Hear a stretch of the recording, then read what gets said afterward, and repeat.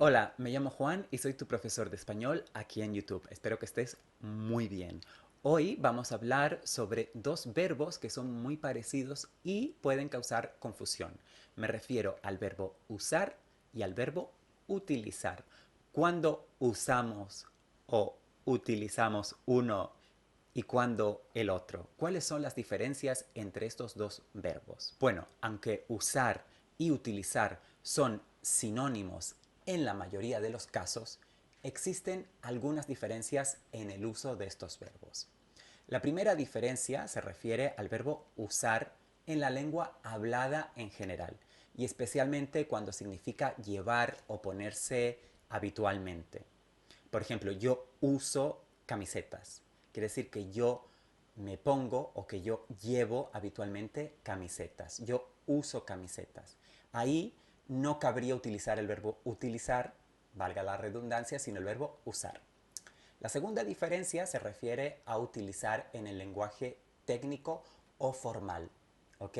Utilizar es un poco más técnico o más formal que usar. Así que en una situación más formal o más técnica, donde estamos hablando, por ejemplo, de ciencia o de tecnología, es preferible usar utilizar y no el verbo usar. Por ejemplo, yo utilizo herramientas en mi trabajo o yo utilizo en mi laboratorio un microscopio. Ahí podríamos usar también el verbo usar, pero utilizar suena mejor porque es un poco más técnico y formal. La otra diferencia es que el verbo utilizar también puede significar aprovecharse de alguien. Por ejemplo, si tú conoces a dos personas que no se conocen entre ellas, pongamos que son Pedro y María, tú eres amigo de Pedro y de María, pero Pedro y María no se conocen.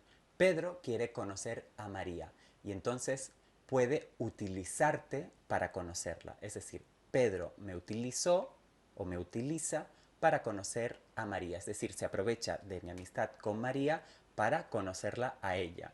En este sentido, utilizar puede querer decir aprovecharse de alguien o manipular a alguien. En este caso es verdad que también podemos usar el verbo usar, pero utilizar suena un poco mejor.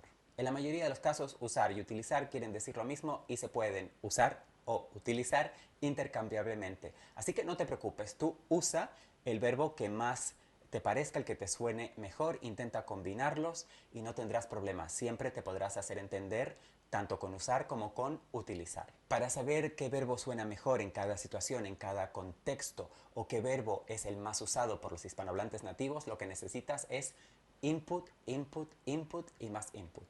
Es decir, exponerte al español, leer en español, ver mis videos cada día, cada semana, ver más contenido en español. Esta es la única manera de que te familiarices con la lengua y de que las cosas te suenen bien o te suenen mal. Yo por mi parte estoy aquí muchos días a la semana publicando nuevo contenido, ya tengo mucho contenido publicado, voy a seguir haciéndolo, así que no solo te pido por favor que te suscribas a mi canal, sino que también actives la campanita, porque de esa manera YouTube te avisará cada vez que yo publique un video nuevo.